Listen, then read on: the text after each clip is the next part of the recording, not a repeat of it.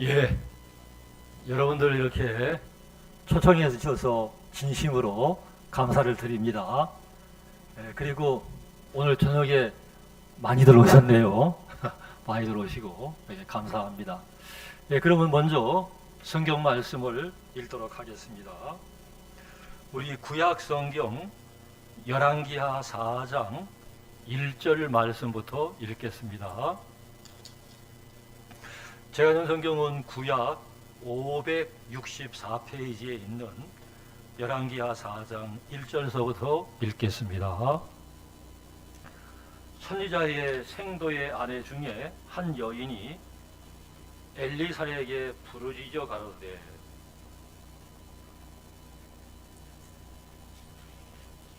당신의 종 나의 남편이 이미 죽었는데 당신의 종이 여호와를 경외한 줄은 당신이 아시는 바니이다. 이제 체주가 이르러 나의 두 아이를 취하여 그 종을 삼고자 하나이다. 엘리사가 저에게 이르되 내가 너를 위하여 어떻게 하랴? 내 집에 무엇이 있는지 내게 고하라. 저가 가로되 계집종의 집에 한 병 기름 외에는 아무것도 없나이다. 가로되 너는 밖에 나가서 모든 이웃에게 그릇을 빌라. 빈 그릇을 빌되 조금 빌지 말고 너는 네 두 아들과 함께 들어가서 문을 닫고 그 모든 그릇에 기름을 부어서 차는 대로 옮겨 놓으라. 여인이 물러가서 두 아들과 함께 문을 닫은 후에 저희는 그릇을 그에게로 가져오고 그는 부었더니 그릇에 다 찬지라. 여인이 아들에게 이르되 또 그릇을 내게로 가져오라. 아들이 가로되 다른 그릇이 없나이다 하니 기름이 곧 거쳤더라. 그 여인이 하나님의 사람에게 나아가서 고한데 저가 가로되 너는 가서 기름을 팔아 빚을 갚고 남은 것으로 너와 네 두 아들이 생활하라 하였더라. 7절 말씀까지 읽었습니다. 우리가 이 코로나19로 인해 가지고 처음에 1차적인 생각에는 야, 우리가 어떻게 모이지? 어떻게 우리가 복음을 전하지? 우리가 좀 염려가 되고 걱정이 됐는데 하나님은 선교회와 종을 통해서 오히려 더 많은 사람들에게 복음을 전할 수가 있었고, 물론 인터넷으로 온라인으로 되어졌지만, 그래 이제 작년에 우리가 가을 대전도 집회 기간에는 655개 방송국을 통해서 약 20억 명의 사람들에게 이 복음이 전파됐는데, 우리는 단순하게 마태복음 24장에 보면은 모든 민족에게, 모든 족속에게 복음이 전파된 후에야 그제야 끝이 온다 그래서 우리 구원받은 사람들이 직접 가서 또 말씀을 전하고 복음을 전해서 그렇게 끝이 온다고만 생각을 했는데, 이번에 인터넷을 통해서, 온라인을 통해서 수십억 명의 사람들에게 그 복음이 전파되는 걸 보면서 야, 하나님이 이렇게도 하시는구나, 그런 마음이 들면서 우리 한편 마음에 감사하고 또 한편 마음엔 이러다가 느닷없이 예수님 오시는 게 아닌가 하는 그런 마음도 들어졌습니다. 자, 그러다가 이제 1년 넘게 되다가 이제 지난 그 6월 7일 날 우리 박옥수 목사님께서 말씀을 가지고 미국에를 출국하셔서 이제 미국에는 백신을 맞는 바람에 이제 대면 집회가 조금씩 허락이 되면서 하여튼 목사님 가시는 곳마다 많은 사람들을 보내시고 붙이시고 구원받게 하시고 그런 일을 하셨는데, 또 오늘은 또 목사님이 또 교육학 박사, 심리학 박사도 받으셨는데 이번에 또 명예 신학 박사 학위까지 받으셔서 우리 선교회 우리 모두에게 기쁨이 되고 감사가 됐습니다. 그리고 또 사실 아까 김 목사님께서도 이야기하신 것처럼 일요일은 정기 예배가 되지만 토요일이나 월요일은 정기 예배가 안 되기 때문에 우리 식구들끼리는 그런 사람 없겠지만 누가 고발을 하면은 사실 이렇게 어렵고 그러는데, 그래서 우리가 문을 닫고 이제 우리가 예배도 드리고 있는데, 하여튼 이렇게 또 대면으로 또 여러분들을 뵙게 돼서 너무 감사한 마음이 있습니다. 이제 그 에레미야 2장에 보면은 하나님께서 뭐라고 말씀하셨냐면은 내 백성이 두 가지 악을 행하였나니라고 말씀하셨는데, 우리가 죄라 하면은, 악이라 하면은 외형적으로 도덕적인 것도 죄가 되지요. 예를 들어서 살인을 하거나 간음을 하거나 도둑질을 하거나 사기를 치거나 이런 것도 죄가 되죠. 그런데 이제 에레미야 2장에는 하나님이 다른 방향에서 소위 말해서 영적인 죄, 하나님이 보시는 죄를 말씀을 하셨는데, 첫 번째는 뭐냐? 생수의 근원되는 나를 버린 것과, 우리 사람의 몸이 약 70%가 물로 되어 있다 그러더라고요. 우리 가운데 한 목사님이 계시는데, 이 목사님은 사모님이 먼저 구원을 받고 많이 핍박을 했어요. 그래서 이제 핍박을 해도 믿음으로 교회를 나가다 보니까 급기야는 안 되겠다, 이제 이혼을 하자. 사모님이 뭐라 그랬냐면, 난 이혼하고 싶은 마음이 없는데 당신이 참 그러면은 내가 우리 목사님에게 한번 물어볼게. 이 남편이 더 열이 받았어요. 야, 너하고 나하고 이혼하는데 목사가 왜 필요하냐? 목사한테 왜 물어보냐? 또 화가 나가지고 교회를 찾아와서 목사님에게 욕을 하고 멱살을 붙들고 살리느니 죽이느니 하고 막 그랬었거든요. 이제 그러다가 이 자매님이, 좋다, 나는 당신하고 이혼할 마음 추워도 없는데 당신이 참 그러면은 한 주간 집회를 참석을 해보자. 좋다, 내가 일주일 못 견디겠나. 그래가지고 이제 수양회를 왔어요. 가만히 들어보니까 꼭 누구 이야기 같죠? 근데 그 본교회 담임 목사님 얘기는 아닙니다. 여러분 들어보면 우리 목사님 이야기인데, 그런데 김 목사님 얘기는 아닙니다만은, 이제 그래가지고 와가지고 시간을 때우려고 대도 수양관에 가보면 밑에 짐을 넣는 데가 있어요. 가방이나 이런 침낭 같은데. 그래서 거기서 그냥 밥은 먹고 들어가 자고 한 이틀을 지나고 나니까 너무 힘들더래요. 이것도 보통 그래가지고 이 사람들이 뭐라고 얘기하나, 그래 한번 들어나 보자 싶어가지고 복음반 뒤에 가서 가만히 듣고 있는데, 그날 이제 복음반의 강사 목사님이 무슨 얘기를 했냐면은, 인간의 몸이 있는데 약 70%가 물로 되어 있다. 그러면서 좀 뚱뚱하고 몸무게가 많이 나가는 사람은 빼빼한 사람보다 물이 더 많다. 그거 외에 다른 게 없다 하고 이야기 들었는데, 이 목사님은 진짜 뚱뚱하거든요. 그래, 내가 다른 건 물이 더 많은 것밖에 없구나. 그러면서 이제 마음이 열리면서 말씀을 쭉 1시간, 2시간 듣다가 보니까 죄사함을 받은 거예요. 그래가지고 그렇게 교회를 욕하고 대적했던 분이 우리 교회 목사님이 되셨는데, 지금 바로 부천에 계시는 김영교 목사님인 거예요. 아마 여러분들 가운데서도 김영교 목사님 아실 거예요. 그렇죠? 자, 그래서 이제 사람이 약 70%가 물로 되어 있는데, 그래서 먹지 못하는 어려움도 크지만은 마시지 못하는 어려움이 훨씬 크다는 거예요.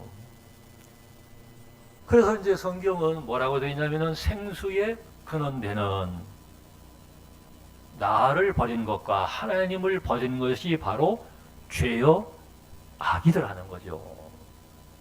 그래서 우리는 뭐 살인을 하고 간음을 하고 도둑질을 하고 사기를 치고 거짓말을 하고 남을 미워하는 것도 죄지만, 하나님 보시기에 근원적인 죄는 뭐냐? 하나님을 떠나고 하나님을 버리는 것이 바로 죄더라는 거죠. 그래서 우리가 누가복음 15장에서 보면은 둘째 아들 탕자의 이야기가 나오는데 그 탕자가 아버지를 떠나가는 이야기가 나오죠. 그 아버지는 바로 하나님의 그림자인데 그 하나님을 떠난 자체가 아버지를 떠난 자체가 바로 죄더라는 거죠. 그러면 아버지를 떠나서 선하게 살든 악하게 살든 바르게 살든 추하게 살든 간에 선악간의 행위와 상관없이 아버지를 떠난 자체가 죄더라는 거예요. 마치 이북에서 간첩이 넘어오면은 간첩이 여러 가지 행동을 하는데 그 간첩들은 남한에 있는 사람들에게 마음을 사기 위해서 도와주기도 하고 물질적으로 도와주기도 하고 가난한 사람이나 어려운 사람들에게 도움을 주는데 사람들이 볼 때는 야, 저 사람 참 좋다, 우리에게 도움을 주는 것 같아도 대한민국 정부에서 보면은 그 사람은 신분이 간첩이기 때문에 간첩이 행하는 것은 대한민국 정부에서 보면은 죄가 되더라는 거예요. 그래서 하나님을 떠난 인간이 선하게 살든 악하게 살든 그 선악간의 행위와 상관없이 하나님이 보실 때는 하나님을 떠난 모든 인간들의 행위는 다 죄요 악이 되더라는 거죠. 이제 우리가 누가복음 5장에 보면은 예수님의 제자 가운데 베드로라는 제자가 나와요. 베드로는 갈릴리 바다에서 고기를 잡는 어부였어요. 그래서 갈릴리 바다에 잔뼈가 굵은 사람인데 그날도 베드로는 고기를 잡으러 갈릴리 바다를 갔어요. 그래가지고 이제 밤새도록 고기를 잡았는데 고기가 한 마리도 잡히지를 않는 거예요. 그때에 베드로에게 누가 찾아오셨느냐면은 예수님이 찾아오신 거예요. 예수님이 뭐라고 얘기를 하셨냐면은 깊은 데로 가서 그물을 내려보라고 얘기를 했어요. 근데 이제 베드로가 아는 상식에는, 베드로가 아는 경험에는 갈릴리 바다, 갈릴리 호수의 깊은 데는 절대로 고기가 없는 거예요. 근데 베드로가 밤이 맞도록 수고를 해서 잡은 것이 없어서 그물을 이제 씻고 심하여 하려고 돌아가려고 했는데 베드로가 뭐라 그러냐면은 내가 밤이 맞도록 수고해서 얻은 것이 없지만은 말씀에 의지하여 그물을 내리이다 하면서 깊은 데로 그물을 내린 거예요. 근데 놀랍게도 깊은 데는 고기가 없고 베드로가 하는 상식에든 베드로가 하는 경험에는 절대 깊은 데는 고기가 없는데 세상에 그물이 찢어질 정도로 고기가 가득 잡히게 된 거예요. 그때 베드로가 뭐라고 고백을 하냐면은 주여 나를 떠나소서 나는 죄인이로소이다 하고 베드로가 처음으로 자기가 어떤 사람인지 자기가 잃어버린 바 된 죄인인지를 처음으로 발견하게 되고 처음으로 고백을 하게 된 거예요. 세상에 위대한 발견이 많이 있는데 키리 부인이 라듐을 발견했을 때 놀라운 발견이라고 많은 사람들이 칭찬을 하고 놀라웠다 그러더라고요. 또 그 콜럼버스가 아메리카 신대륙을 발견했을 때도 야 놀라운 발견이다라고 많은 사람들이 칭찬을 했다는 거예요. 근데 나듐을 발견하는 것보다도 아메리카 신대륙을 발견하는 것보다도 더 놀라운 발견, 더 위대한 발견은 뭐냐? 나라는 사람이 어떤 사람인 것을 발견하는 거예요. 나라는 사람이 하나님 보실 때 어떤 사람이냐? 나라는 사람이 하나님 보실 때 잃어버린 바 되고 멸망을 받고 저주를 받고 지옥에 갈 수밖에 없는 사람인 것을 발견하는 것이 위대한 발견, 놀라운 발견이라는 거죠. 그때 베드로는 내가 살인을 했습니다. 간음을 했습니다. 도적질을 했습니다. 거짓말을 쳤습니다. 남을 미워했습니다. 사기를 쳤습니다. 이런 어떤 죄명을 나열한 것이 아니고 그냥 나는 죄인입니다 라고 발견을 하고 고백을 하더라는 거죠. 여러분, 하나님이 보시기에 죄는 뭡니까? 생수의 근원되는 나를 버렸다 그랬죠. 하나님을 떠나고 하나님을 버린 게 죄인데, 그동안에 베드로는 하나님과 상관없이, 말씀과 상관없이 내 중심적으로 나를 믿고 내 생각을 믿고 내 판단을 믿고 살아왔다는 거예요. 사람들은 너나 나나 할 것 없이 다 자기 중심적이죠. 예를 들어서 내가 자동차가 없을 때는 골목이나 이럴 때 차가 이렇게 지나가면 뭐라 그랬습니까? 아따 좀 조심해야지, 차 없는 놈 살겠나, 지 차가 졌다고 지 좀 뻑이네, 이랬었어요. 그러다가 이제 세월이 지나서 제가 차를 가지게 됐는데, 차를 가지다가 뭐 어린아이들이나 사람들이 놓으면은 아유 저 사람들은 겁도 없나 저러다가 죽으려고. 항상 보면 사람들은 자기 편에서 자기 중심적으로 생각하는 거예요. 아마 여러분들 가운데서도 이야기를 들으면서 그건 맞지, 자기 중심적이지 않은 사람이 누가 있어? 라고 여러분들 대답하실 거예요. 때로 부부싸움을 할 때가 있어요. 그러면 부부싸움을 할 때는 반드시 한쪽만 말 들어야 되겠어요? 양쪽 다 들어봐야 되겠어요? 다 들어봐야 되는 거예요. 왜냐면은 부부싸움한 걸 가지고 다른 사람한테 교회에 종들 앞에 나올 때도 항상 자기 편에서 이야기를 하는 거예요. 아내의 이야기를 들어보면은 남편은 때려 죽일 사람이 되는 거예요. 쫓아내야 될 사람이 되는 거예요. 남편의 이야기를 들어보면은 아내는 몹쓸 사람, 아내는 집에서 나가야 될 사람이 되는 거예요. 그래서 저는 부부 문제는 항상 같이 들어봐요. 항상 같이 들어보는데, 한 번은 제가 김천에 있을 때였는데 대구에서 형제님 부부가 이사를 왔어요. 이사를 오니까 좋지요. 예. 얼마나 좋습니까? 한 사람 복음 전해서 구원을 받아서 교회 안에 세워지려면은 하나님의 특별한 은혜가 있어야 되는데, 저는 정말 감사하게도 아무것도 한 것이 없는데 근간에 그 이사 온 사람, 교회를 떠나갔다 온 사람이 10명이나 나오게 되는 거예요. 제가 좋겠어요, 안 좋겠어요? 너무 좋은 거예요. 너무 좋다가 뭐냐, 댁바르라 하더라고요. 댁바로 좋더라고요. 억바로 좋고, 야, 이게 웬일이냐. 근데 이제 그 대구에서 철도 공무원인데 이제 그 김천역에 발령이 나가지고 이사를 온 거예요. 그 이사를 갔는데 이제 그 자매님 이야기하고 형제님 이야기가 너무 달라서 한 번은 같이 이야기를 들어봤는데, 이 형제가 뭐라고 얘기하냐면은 자기는 하나님보다도 마누라가 더 무섭대요. 자기는 하나님을 두려워하는 것보다도 마누라가 더 두렵대요. 그래서 자기는 교회를 안 가면서 교회를 갔다 왔다고 거짓말도 하고 막 이렇게 많이 했는데, 알고 봤더니 왜 거짓말했냐 그랬더니, 목사님 죄송하지만 여기 마누라도 있지만 마누라 보세요, 얼마나 표독하게, 얼마나 못돼 빠지고 그런지 아십니까? 근데 보니까 그 자매가 성깔도 있고 사람이 좀 자연산이에요. 그냥 그대로 하니까 그 형제는 사람이 너무 좀 부드러운 사람이에요. 물론 속에는 다 똑같이 고집은 있지만, 그래가지고 마누라 무서워서 거짓말했다고 그러더라고요. 그래서 그러면 거짓말한 거는 잘못됐지.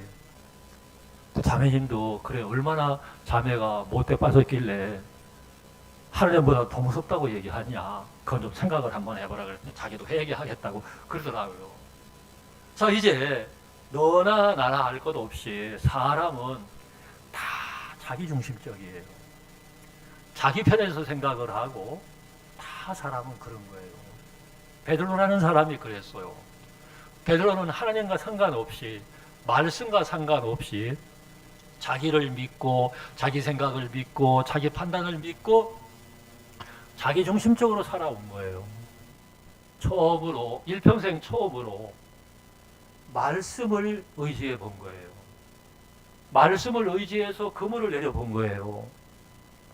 그런데 말씀이 일하는 걸 본 거예요. 자기 생각에는, 자기 경험에는, 자기 방법에는, 자기가 아는 상식에는, 갈릴리 호수에는, 깊은 데는 절대로 고개가 없는데 말씀에 의지했을 때 말씀이 일을 하고 말씀이 역사하는 걸 보면서, 야, 내가 하나님과 말씀과 상관없이 나를 믿고 살아왔구나. 아, 이게 죄구나 하면서 베드로는 처음으로 자기 자신의 죄를, 자기가 어떤 사람인 것을 발견하게 된 거예요. 자, 이제 그 다음에 두 번째 죄는 뭐냐? 스스로 웅덩이를 판 것인데 그것은 물을 저축지 못할 터진 웅덩이라는 거죠.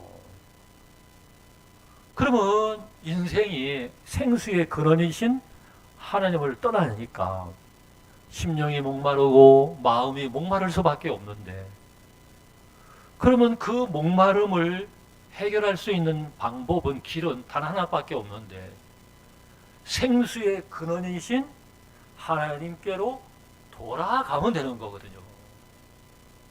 왜? 그분이 근원이시기 때문에, 그분이 생수의 근원이기 때문에, 만물의 근원이기 때문에, 모든 것의 근원이기 때문에 그분께로만 돌아가면 되는 거예요. 아까 우리 목사님이 정말 시간계와 영원계를 말씀하신 것처럼 영원계이신 그 하나님 앞에 돌아가기만 하면은, 그분과 연결만 되면, 그분과 하나만 되면은 그 인간의 근원의 문제, 모든 부분들을 다 해결할 수가 있는 거거든요. 근데 사람들은 하나님께로 돌아갈 생각을 안 하고 자기의 목마름을 자기가 해결하기 위해서 웅덩이를 파놓으라는 거죠. 왜? 물을 얻기 위해서. 자기의 목마름을 자기가 해결하고 자기의 문제를 자기가 해결하고 자기의 죄를 자기가 해결하려고 하는 것이 뭐냐? 그것이 바로 죄요, 악이더라는 거죠. 그래서 오늘날 수많은 사람들이, 대부분의 사람들이 하나님께로 돌아가지 아니하고 하나님이신 말씀께로 돌아가지 아니하고 주님께로 돌아가지 아니하고 자기의 문제를 자기가 해결하려고 웅덩이를 파고 물을 얻어보려고 하고 문제를 해결해 보려고 하고 죄를 해결해 보려고, 그런 사람들이 너무너무 많더라는 거죠. 자, 오늘 우리가 이 본문 말씀에 생도의 아내에 관한 이야기를 우리가 읽었어요. 근데 이 남편은 하나님을 경외하는 사람이라고 돼 있더라고요. 근데 이제 남편이 죽고 난 이후에 이 여인은 이제 두 아이가 있기 때문에, 야, 내가 이제 이 두 아이 잘 키워야 되겠다. 이 아이 훌륭하게 빠듯하게 잘 키워서 시댁에다 내놓고 친정에다가도 내놔서, 아버님, 어머님, 내가 남편 없이 두 아이를 이렇게 잘 키웠습니다. 그래서 자랑도 하고 싶고 인정도 받고 싶고 막 그런 마음으로 아이들을 키우게 된 거예요. 여러분, 사실 우리 인생 가운데서 누구나 할 것 없이 자식 잘 키우고 싶고 빠듯하게 키우고 싶고 누구나가 다 그런 마음이 있죠. 아마 그런 마음이 없는 부모는 이 지구상에 아무도 없을 거예요. 그래 이제 바로 이 여인도 그런 마음으로 아이를 막 키우고 또 돈을 벌려고 사업을 하고 이런 방법 저런 방법으로 편히 살기 시작을 했어요. 그런데 안타까운 게 오히려 빚을 지게 되고 이젠 빚쟁이가 급기야 빚을 갚지를 못하니까 두 아들을 잡아다가 종을 삼게 된 거예요. 그래가 이제 이 여인은 결국은 내가 잘 키우고 잘 살아보고 잘 벌려고 했는데 결국은 두 아이가 종으로 팔려가게 됐구나. 그러면서 이제 비로소 여인은 내가 살아왔던 길이 잘못됐구나.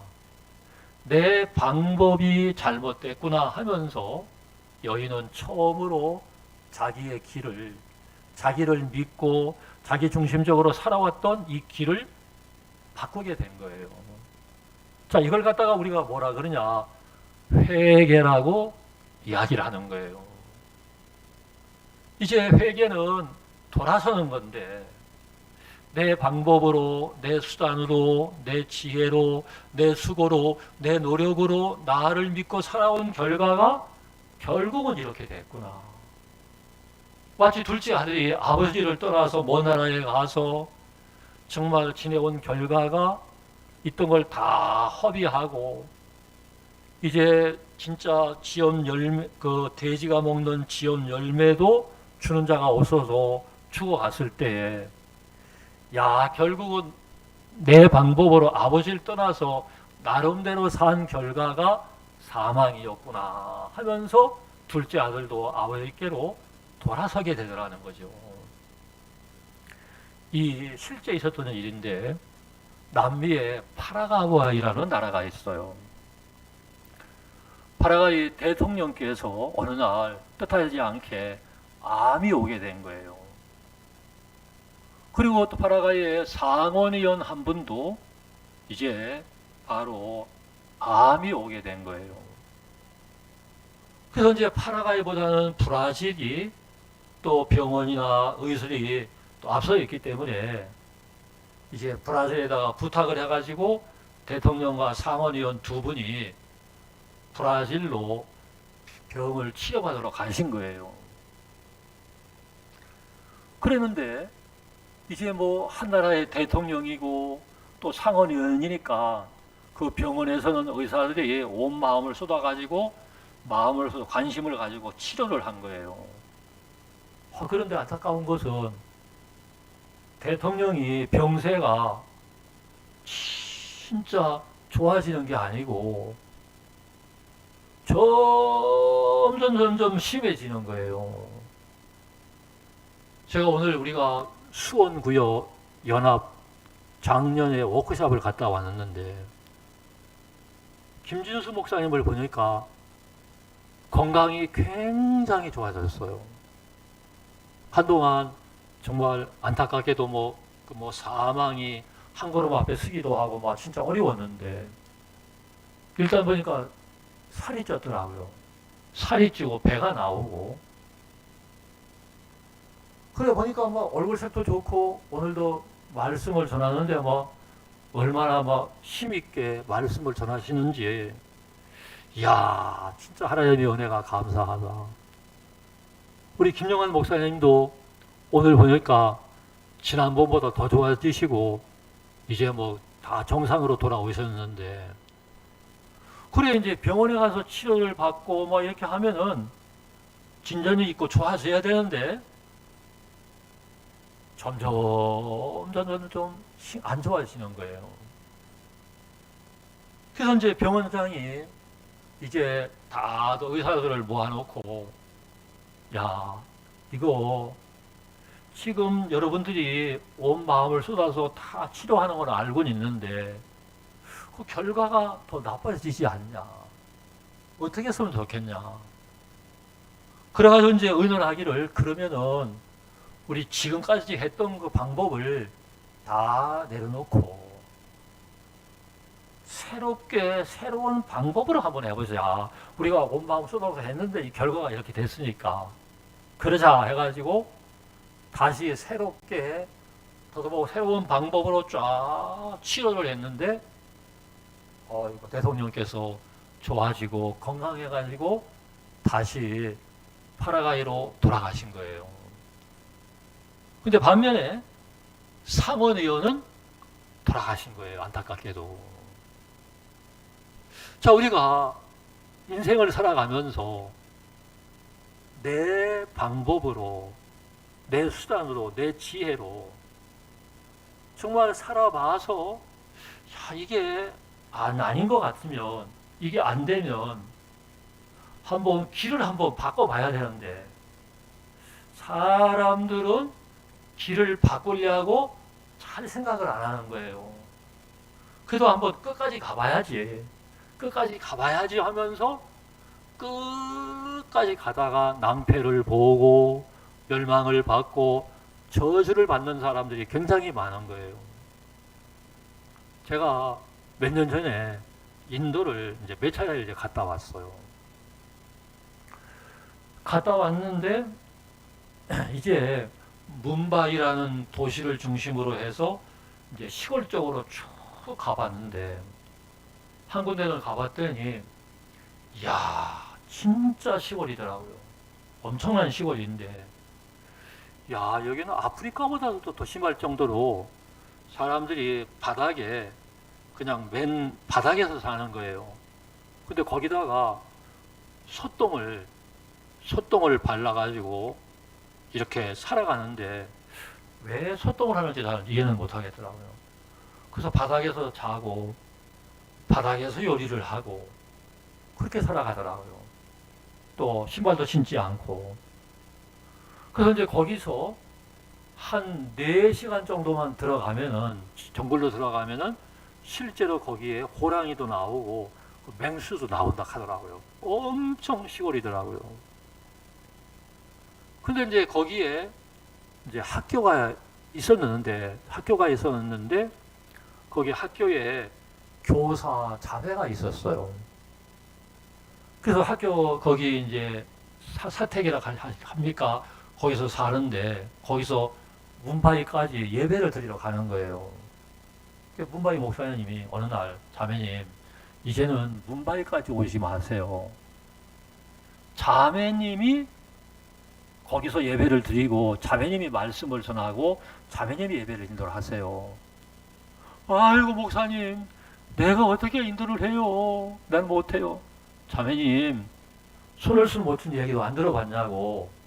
박 목사님이 악곡동에서 거창 가실 때 자매님이 인도하세요. 내가 어떻게 해요? 나는 한국말도 잘, 일본에서 왔기 때문에. 자매님, 나를 무시합니까? 내가 어떻게 목사님을 무시해요? 그런데 왜 내 말 안 들어요? 하세요. 알았어요. 해가지고, 그렇게 해가지고 악곡동 교회가 시작이 안 됐냐고. 이 문바이 선교사님이 그 자매님에게 그대로 이야기를 했어요. 자매님 왜 날 무시하냐고. 내가 어떻게 무시하냐고. 그러면 내 말 안 듣냐고. 손을 못친 얘기 안 들었냐고. 들었다고. 왜 안 듣냐. 알았다고 하면서.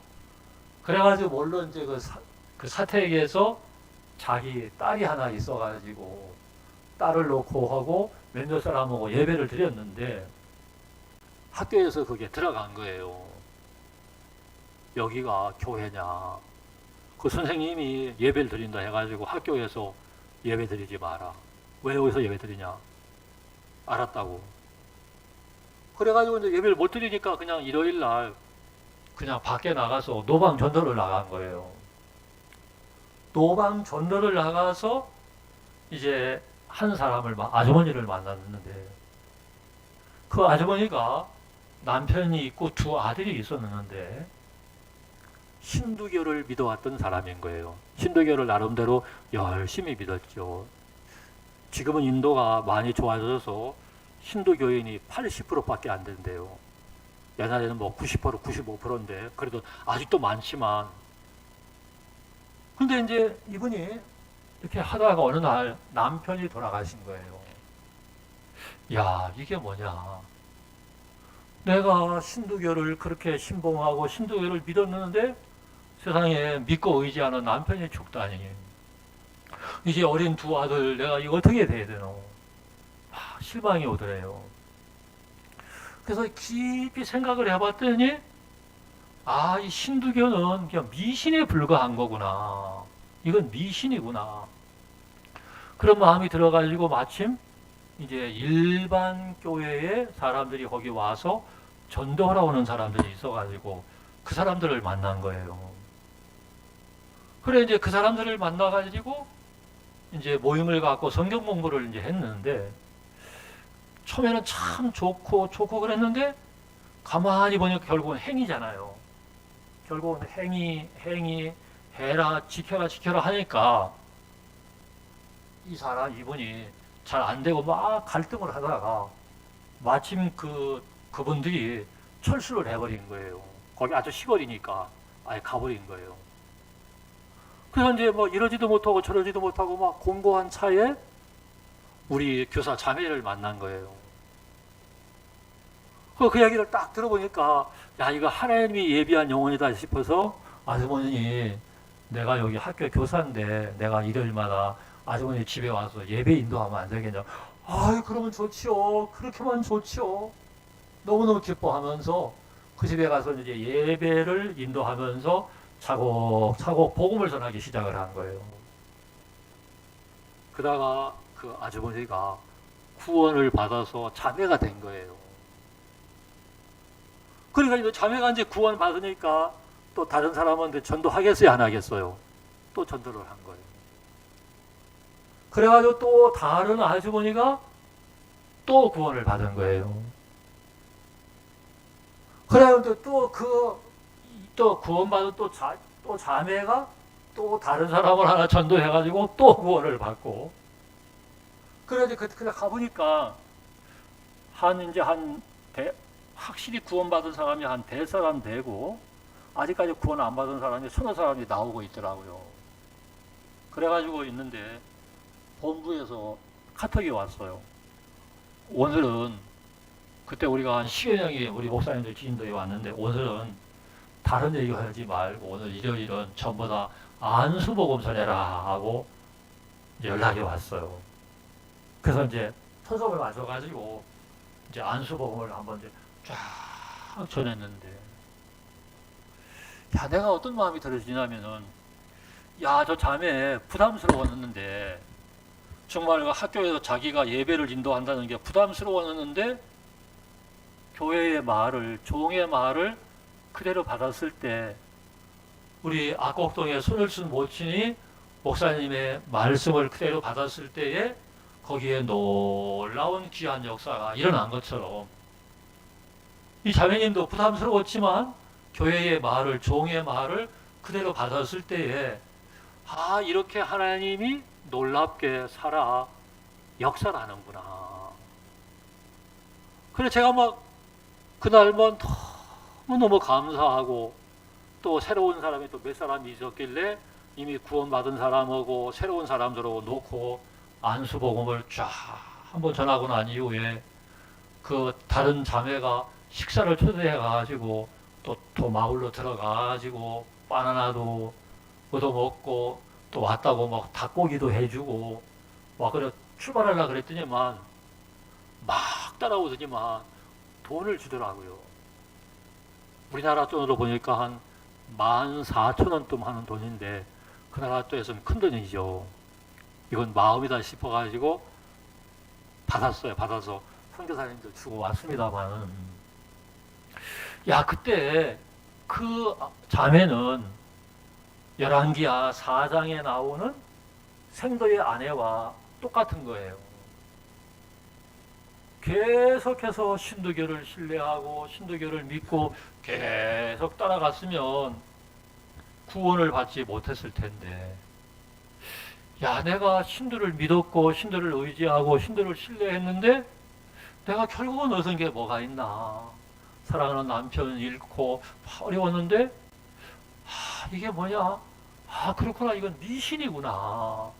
이건 미신에 불과하구나. 그러면 진짜 한번 하나님을 한번 믿어보자.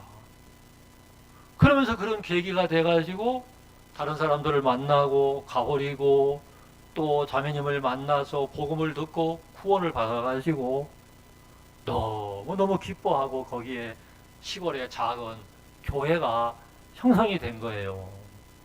저도 거기 가가지고 막 너무 감사하고 행복하고 복된 시간을 보내고 왔거든요.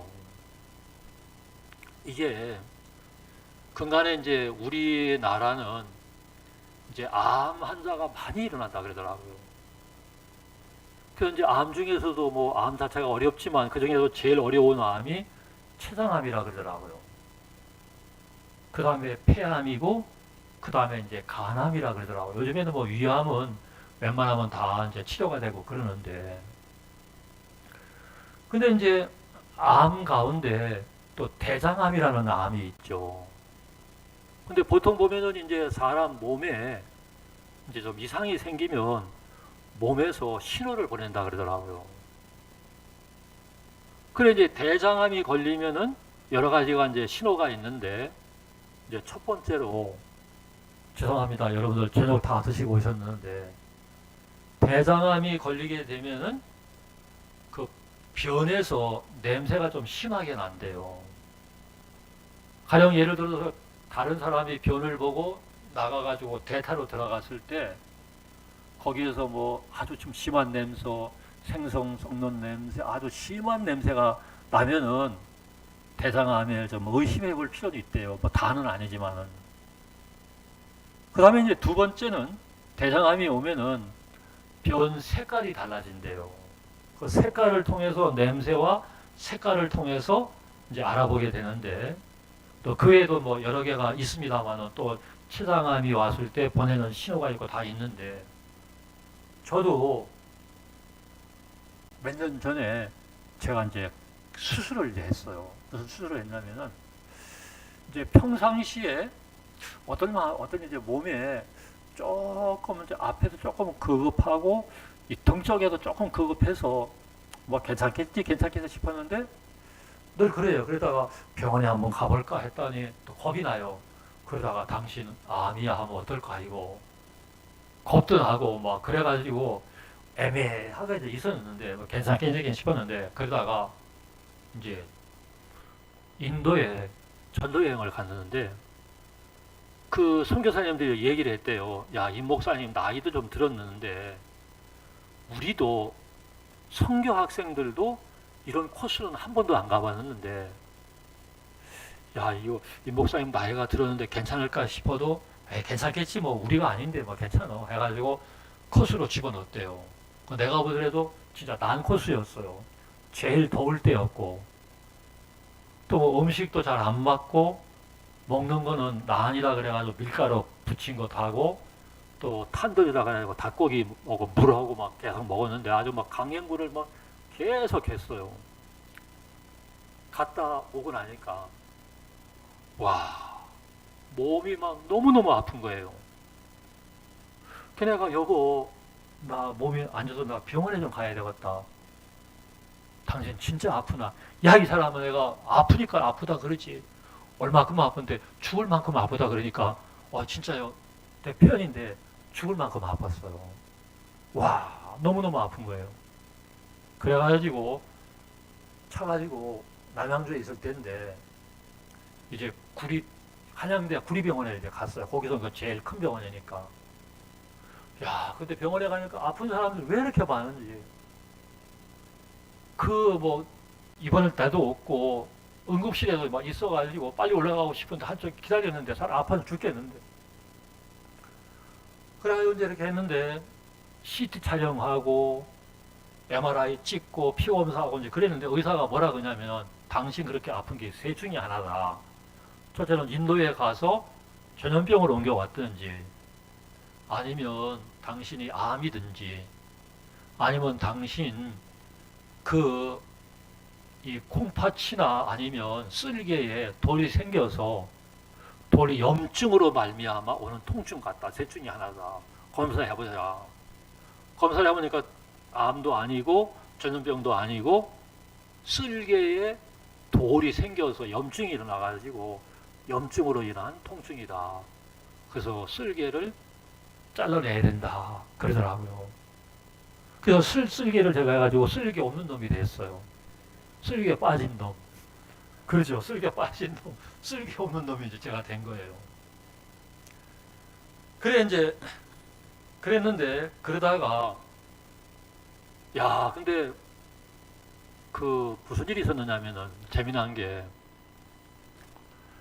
그러니까 이제 이 사실은 이제 그 몸에 신호가 온 거예요. 신호가 좀 이제 왔는데 나 몸이 이상하다. 몸 이상한 신호를 보냈는데 내가 신호에 그걸 감각하지 받아들이지 못하고 괜찮겠지 괜찮겠지 하다가 인도에 가서 그 환경이 확 드러나면서 이제 쓸개를 이제 제거했는데 우리가 마음의 세계도 마찬가지예요. 영혼의 세계도 이제 마음에서 신호를 보내는 거예요. 아, 나 답답하다. 나 곤고하다. 나 괴롭다. 막 마음에서도 몸에 이상이 있으면 몸에서 신호를 보내는 것처럼 우리 마음에도 영혼에도 신호를 보내는 거예요. 신호를. 근데 우리가 신호를 잘 못 듣고 감각하지 못하고 지나갈 때가 있더라는 거죠. 그래가지고 이제 수술을 하는데 그 전신 마취를 했어요. 마취를 하고, 그러니까 수술한지도 몰랐죠. 마취를 하니까. 근데 내가 깨어났을 때 보니까 어떤 마음이냐면 너무 힘이 들어가지고 하나님 나 힘이 듭니다. 나 어렵습니다. 나 좀 도와주세요. 내가 그런 마음이 드는데 맞아 사람 소리가 들리는 거예요. 아 그러면서 이제 수술도 입원실로 올라갈 거예요. 그 소리 듣는데 아이고 살았구나. 많이 힘들었어요. 근데 수술하고 난 이후에 며칠 동안 이야 통증이 오는데 오늘 뭐 아픈 얘기 많이 해서 죄송합니다. 뭐 사실이니까 너무너무 아프고 힘든 거예요. 그래가지고 이제 뭐 꽂고 뭐 이렇게 하는데 수술하고 그 이튿날 자매들이 전화가 왔어요. 목사님 자매 친동생인데 박경자 자매 동생 박경순인데 일반 교회를 다니는데 얼마 전에 남편이 돌아가시고 두 아들과 딸 하나를 남겨놨는데 그래 목사님 한번 만나보고 싶대요. 아 내가 이제 그 얘기를 들으니까 이 자매들이 정신이 지금 있나?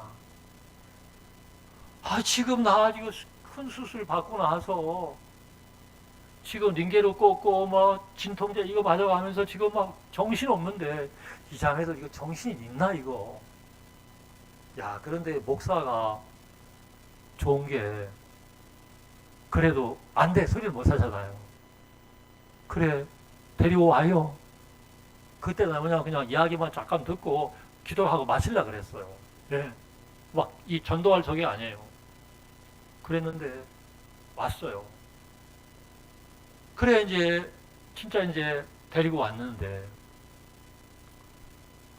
그래 이제 내가 그냥 막 환자복 입고 뭐 이거 꽂고 뭐 이렇게 막 아프기도 하고 막 그래서 되게 밖에 나와서 그냥 의자에 있다가 바로 기도하고 했더니만 가만히 듣다가 보니까 아, 이 영혼이 마음에서 신호를 보내는 거예요.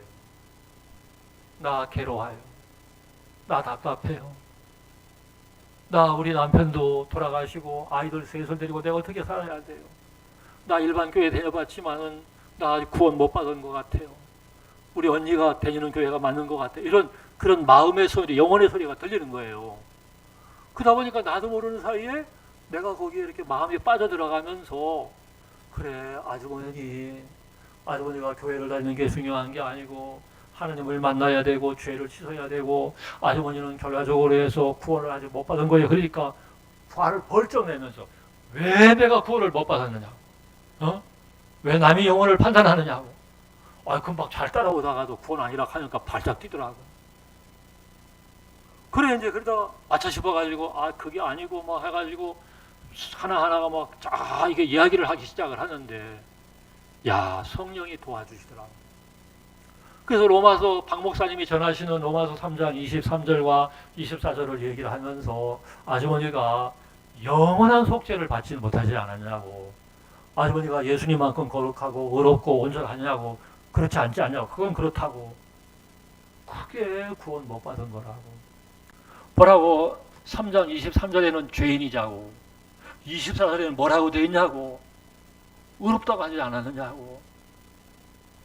이 아주머니가 성령이 도와주니까 그렇네요 하면서 24절을 보면서 들으면서 딱 방향이 바뀌는 거예요. 그래가지고 이제 시브리스로 넘어가가지고 차곡차곡 복음을, 영원한 속죄를 전하니까 이분이 구원을 받은 거예요. 그래, 구원받고 이제 보니까 분리해라 소리도 안 했는데 딱 분리해가지고 세상의 교회를 나와서 일요일 날 간증을 하는 거예요. 이야, 얼마나 감사한지. 10년 만에 만난 친정엄마보다도 더 반가운 거 있죠. 이야, 진짜 감사하다. 그리고 이제 엄마가 나오니까 두 아들도 나오고 딸도 나오고, 그 다음에 이제 한번 우리 부부가 신방을 갔더니만 이 자매가 우리 부부를 데리고 소갈비집을 데려가는 거예요. 이거 안 가도 된다. 네, 대접하고 싶다고. 소갈비도 먹고, 그때 우리 마침 이제 스타일에서 새 차를 이제 구입하게 되는데 자기가 10분의 1을 감당한다 하면서 300만 원 헌금도 하고. 그래 말입니다. 막 그 사람 많지 않은데 그 식구만 해도 4명이 되니까 예배당에 가득 찬 것 같고. 여러분, 교회는, 목사는 영혼을 얻는 기쁨보다도 큰 기쁨이 없잖아요. 너무너무 감사한 거예요. 근데 어떤 마음이 드느냐면은, 아플만 하네. 수술할 만 하네. 막 그런 마음이 들면서 너무너무 이제 감사한데, 얼마 전에 그 딸이 대학 나오고 2대, 그렇게 이제 대학원을 졸업을 해가지고 좋은데 취직이 됐다고 문자가 왔어요. 그래서 야, 축하한다. 아들도 군대를 가면서 정말 군대 간다고 하면서 연락이 와서 내가 전화로 기도해주고 그랬는데, 여러분 정말 사람들이 그 파라과이 대통령 방법을 한번 바꿔본 것처럼, 또 이제 그 우리 조금 전에 이야기했던 남양주의 그 자매, 정말 자기 방법으로 다 살아왔던 길을, 자기 길을 갔던 거, 종교 생활에서 한번 길을 바꿨을 때 정말 하나님의 놀라운 은혜를 입고 역사를 맛보는 것처럼, 사람들도 야, 베드로가 자기의 길을 한번 바꾼 것처럼 한번 바꾸면 되는데 바꾸지 않게 미련하게 그대로 사는 사람들이 많더라는 거죠. 드디어 생도의 아내는 드디어 엘리사를 찾아왔어요. 엘리사를 부르짖고 엘리사를 찾아서 엘리사가 내 집에 무엇이 있느냐, 우리 집에는 한 병의 기름 외에는 아무것도 없다고. 그러냐, 너 밖에 나가서 빈 그릇을 빌려라. 그래서 그릇을 빌려오니까 거기다가 그 기름을 부어라. 그러니까 그릇마다 그 기름이 다 채워진 거예요. 그러면 그걸 갖다가 팔아서 빚도 갚고 너와 내 두 아들이 생활해라 하면서 열왕기하 4장이 끝이 나는 거예요. 여러분, 이 이야기가 그냥 오래전의 이야기만이 아닌 거예요. 오래전에 있었던 그냥 이야기만이 아니고, 이 이야기는 오늘날 이 시대에 우리의 이야기라는 거예요. 정말 우리의 길을 바꾸고 우리의 마음을 바꿔서 정말 하나님 편으로 돌아서면, 하나님과 연결이 되면, 하나님과 하나가 되면 정말 어떤 문제라도, 어떠한 어려움이라도 다 해결할 수가 있더라는 거예요. 저는 아들만이 둘이 있는데, 제가 이제 강릉에 있을 때 우리 큰 놈이 고등학생이었고 작은 놈이 중학생이었어요. 일요일 날 연합 야외 예배를 가기로 했는데, 큰 놈이 아빠, 오늘은 제가 못 가고 학교를 가야 돼요. 왜? 학교에 행사가 있어요. 내가 딱 들어보니까 중요한 행사가 아니더라. 야, 너 학교 가지 말고 예배 가야 돼. 야외 예배도 예배야. 아빠 그게 아니고 이 자식이 이게 말이 많어. 아빠가 가라 하면 가지. 아, 아빠는 뭐 항상 아빠 편에서만 얘기하고 뭐 아빠 자꾸만 그러지 말아. 이 자식이 어디서 변명해. 아, 그게 아니고요. 그 내가 한 대를 딱 때리니까 손을 딱 잡는 거예요. 어느 사이에 이놈이 나도 큰데 고등학생 내가보다 키가 더 큰 거예요. 왜냐하면 우리 큰 놈은 1m 97, 우리 작은 놈은 1m 98. 넷이 우리 부부 넷이 가면은 다 놀래요. 동물원이 원숭이 보는 식으로 너무 크니까. 한 번은 엘리베이터를 타고 내려간 누가 웬 아줌마가 들어오다가 보니까 인간 장대가 넷이 있으니까 놀래가지고 그냥 가더라고, 민망하게. 그래가지고 내가 이 자식이요 막 그랬지만, 아빠 솔직히 말해서 나 때문에 그러는 거예요. 박옥수 목사님이 의식이라서 그러는 뭐 이 자식. 아 근데요, 자식이라도 내 맘대로 안 되더라고요. 그리고 누가 그러지도 않는데 스스로 당신은 말이야 목사면서 지 아들도 못 이끌면서 누굴 이끌라고 해. 누가 그러지도 않는데 스스로 그 말 이해가시죠? 예? 막 그런 마음이 막 눌리고 그런 거예요. 자, 그러다가 이제 이놈이 끝내는 이제 고등학교를 졸업하더니만 엄마 아빠가 못 있겠다고 하면서 집을 나가는 거예요. 미국도 아닌데.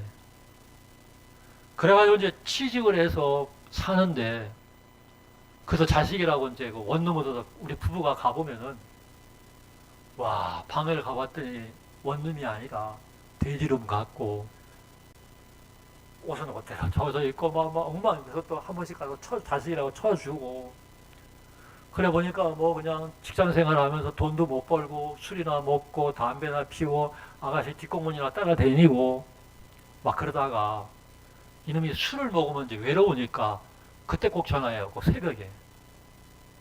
그래, 한날은 이놈이 잘못 전화를 해가지고, 김성원 목사님한테 전화를 했어요. 새벽에. 술을 먹고.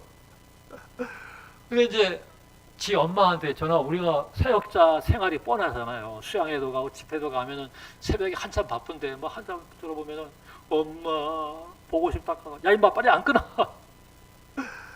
이제 그러다가 어느 날 연락이 왔어요. 이놈이 119에 실려간 거예요. 연락이 와가지고 우리가 부인하게 갔더니만 담당 의사가 당신 아들 살 가망 2%밖에 없다 하더라. 야, 이거 이게 무슨 날벼락이냐. 아, 이거 우리 아들 이제 잃겠구나. 그래 어디 길이 없잖아요. 그래서 낙심을 해가지고 우리 마포 있을 때도 이제 와서 쭉 이렇게 낙심하고 있는데, 마침 그때 박옥수 목사님하고 박영주 목사님 두 분이 다른데 어디 흰방 가였다가 가는 길에 여기 마포 한번 가자. 인터넷 목사한테 한번 가자. 느닷없이 올라온 거예요. 그래서 어디서 오셨길래 딱 얘기를 했더니만, 목사님 뭐라 그러십니까? 항상 그거 큰일 났거나 그러세요. 그거 아무것도 아니야 그러세요. 지금 아무것도 아니잖아요. 지금 이제 죽어가고 있는데, 목사님, 야, 이 사람아, 사람이 살고 죽는 게 하나님에게 달려있지 의사가 죽는다고 죽어? 안 죽어! 딱 그러시더라고요. 그놈 자식 건방지고 교만해서 그래. 하나님께 돌아오라 그런 거야. 안 죽어! 딱 그러시면서, 우리가 정말 믿고 의지할 것은 종의 말씀밖에 없잖아요. 의사가 죽는다 그러는데. 근데 정말 그 말씀대로 하나님이 우리 아이를 살렸는데, 제가 중환자실에 있어 보니까 사람이 죽어나가는데, 하나님, 나도 죽을 것 같네요. 막 산소호흡기 끼고 막 이렇게 그러는데, 먼저 내가 진짜 구원은 받았나? 다 보니까 구원을 받았더래요. 분명히 구원을 받았더래요. 행위가 아니니까. 하나님, 내 생각대로 살아온 결과가 이렇게 됐네요. 하나님, 나 살고 싶어요. 나 좀 살려주세요. 그랬대요. 그래가지고 이제 그 이제 이놈이 목사님한테 이제 안수를 받고 목사님 말씀을 듣는데 노아의 시대에 다시는 물로 심판하지 않는다는 말씀을 들으면서 우리 아들이 다시는 심장병으로 죽지 않겠구나. 그 마음이 이제 온 거예요. 그래가지고 몇 번 일구로 실려가기도 했는데 어느 날 수양에 갔을 때 엄마, 아버지, 형제자매들도 아무도 없는데 또 발작이 와가지고 연락하면 5분이 걸리더래요. 이제 아무도 없는데 내가 죽더라도 말씀 의지하자. 다시는 물로 심판하지 않는 것처럼 다시는 심장병으로 죽지 않는다 말씀하셨는데 죽어도 말씀 의지하자 그런 마음이 들더래요.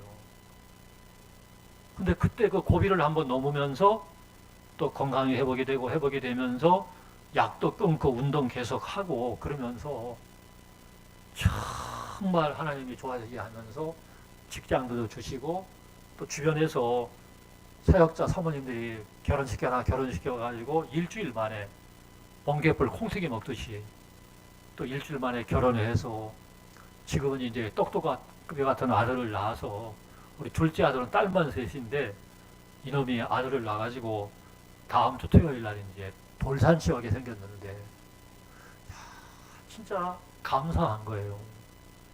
하나님 길 한번 바꾸면 마음 한번 바꾸면 정말 놀라운 은혜를 하나님이 입혀 주시는 거예요. 사람들은 그래요. 죄를 해결해 보려고 자기가 씻어 보려고 자기가 죄를 앉아 보려고 자기가 죄를 이겨 보려고 자기가 죄를 씻으려고 하는데 인간이 어떻게 죄를 이깁니까? 인간이 어떻게 죄를 씻습니까? 두 종류의 교회가 있어요. 한 종류의 교회는 여러분들이 죄를 씻으십시오.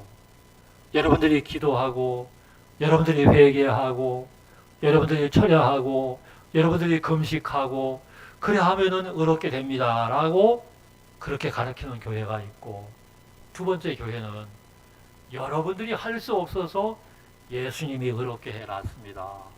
예수님이 거룩하게 해놨습니다. 예수님이 영원히 온전케 해놨습니다. 이것을 다만 믿으면 됩니다. 여러분들이 의롭게 되려고 노력하라고 하는 가르치는 교회가 있고, 이미 예수님이 십자가에 흘린 피로 의롭게 해놨으니까 믿기만 하면 됩니다 하고 가르치는 교회가 있더라는 거죠. 그 사실은 인간이 할 일은 아무것도 없는 거예요. 예수님이 다 해놓으신 거예요. 그 한 병의 기름 안에 그 생도의 아내가 살 수 있는 길이, 방법이 다 있는 거예요. 그 한 병의 기름 안에. 이제 예수님 안에 모든 것이 다 있기 때문에 그 예수님만 받아들이면, 예수님만 믿기만 하면 이미 다 이루어 놓으신 세계이기 때문에 그냥 믿고 받아들이기만 하면 다 되는 세계인데, 오늘날 많은 사람들이 그걸 알지 못하고 내가 하려고, 내가 수고하고, 내가 애쓰고 그런 사람들이 너무너무 많은 거예요.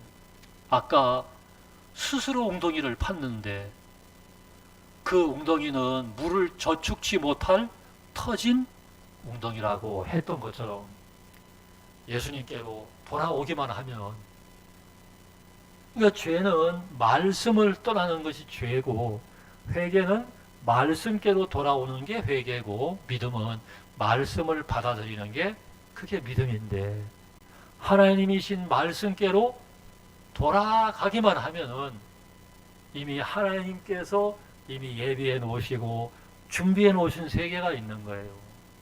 그거 믿고 받아들이기만 하면은 바로 내 것이 되고, 내 의가 되고, 내 거룩함, 내 완전함이 되더라는 거죠.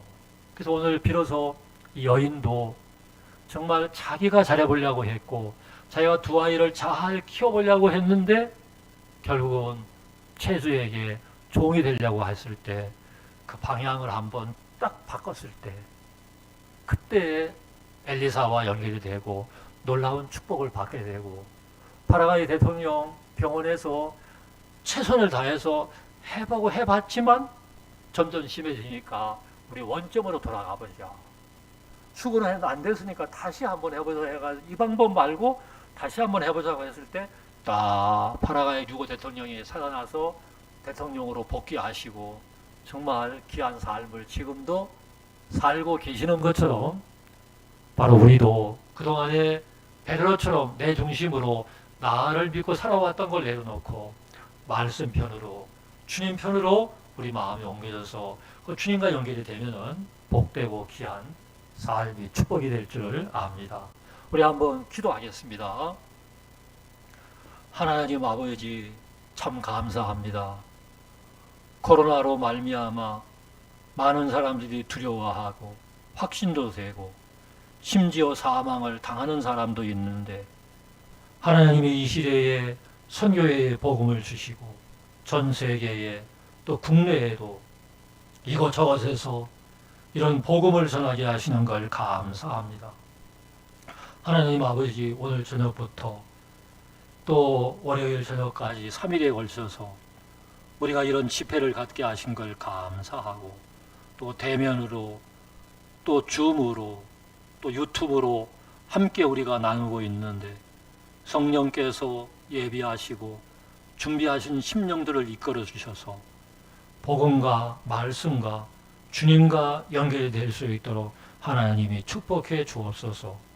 오늘 생도의 아내도 자기의 방법으로 자기가 두 아이를 자기가 잘 키워보려고 했는데 이제 그것이 포기가 되고 엘리사를 찾고 엘리사를 만나서 엘리사로 말미암아 새로운 삶을 사는 것처럼 우리 모두 주님을 만나 주님께로 돌아와서 주님으로 말미암아 복된 삶을 살 수 있도록 하나님이 축복해 주옵소서. 오늘 저녁 우리에게 허락하신 주님께 감사를 드립니다. 예수님의 이름으로 기도드리옵나이다. 아멘. 예, 감사합니다. 말씀 마치겠습니다.